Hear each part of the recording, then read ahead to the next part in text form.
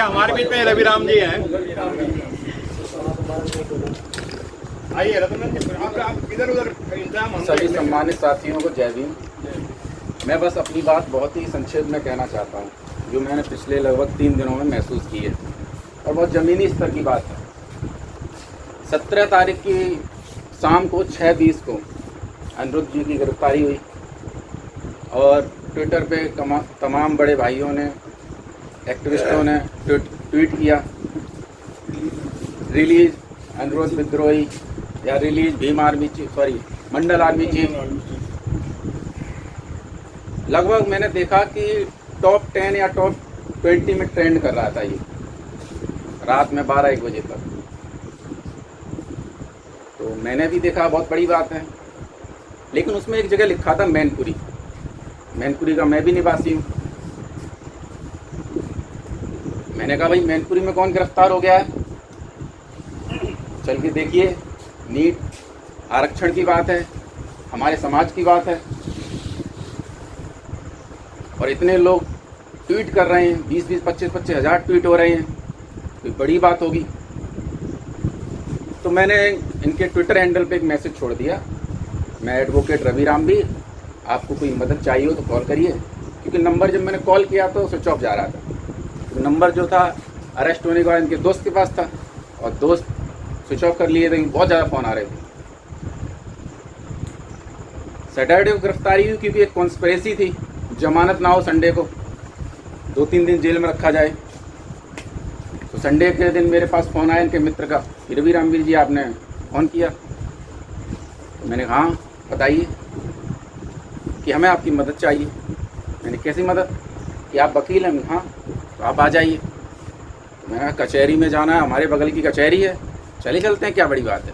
मैंने कहा बहुत लोग होने चाहिए भाई, राष्ट्रीय ट्रेंड है, बड़े बड़े नेशनल दस्तक जैसे बड़े चैनल, अम्बेडकर नामा, सभी लोग लिख रहे हैं, मैं ज़रूर जाऊँगा। तो जब मैं वहाँ पहुँचा, मैंने फ़ोन किया तो इनके मित्र ने फ़ोन उठाया और कहा कि मैं यहाँ खड़ा हूँ। तो मैंने कहा हुजूम खड़ा होना चाहिए, एक व्यक्ति खड़ा था सिर्फ इनकी जमानत के लिए, वो भी इनका मित्र। मैंने कहा शायद इधर उधर कोई लोग हो। मैंने देखा कि इनके पिताजी एक पेड़ के नीचे बहुत ही मायूस से बैठे हुए थे। बड़ा दुख हुआ, इन लोग कहाँ हैं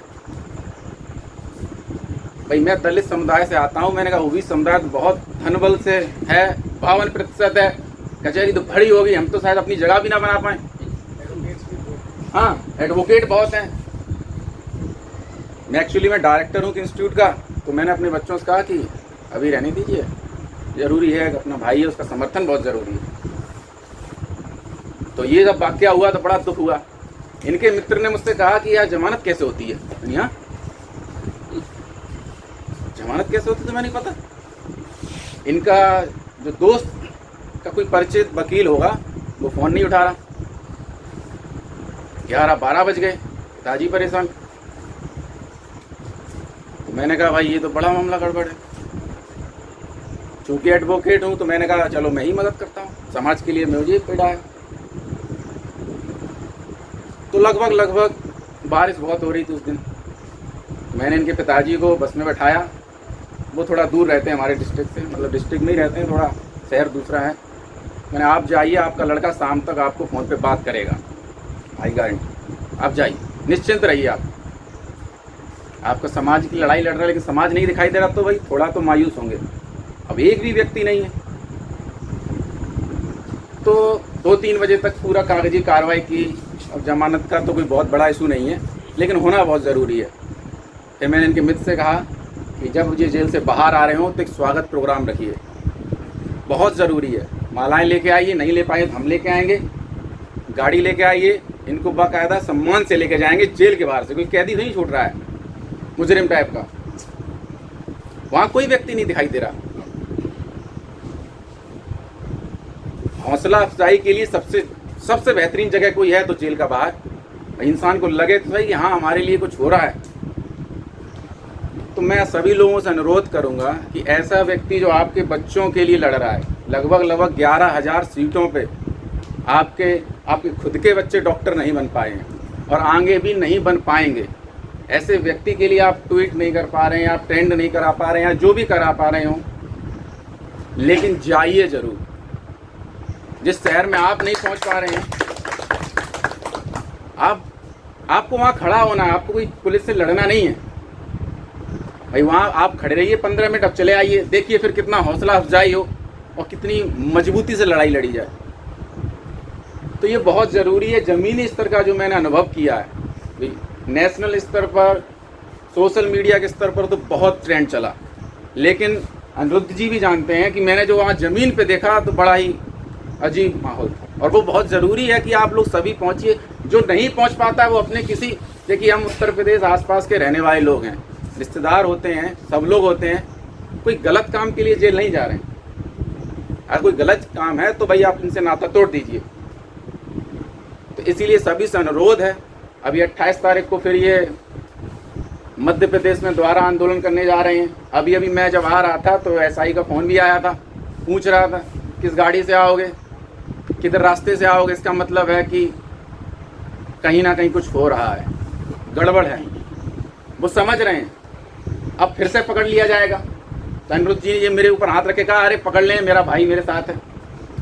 तो आप सभी जो लोग हैं, जो आप ओबीसी कहते रहते हैं, अपने आप को धनबल से सबसे ज़्यादा ताकतवर कहते हैं, क्षत्रिय भी कहते हैं, जो भी कहते हो, ऐसी लड़ाइयों में साथ दीजिए, वरना आने वाली पुश्तें आपसे जवाब मांगेंगी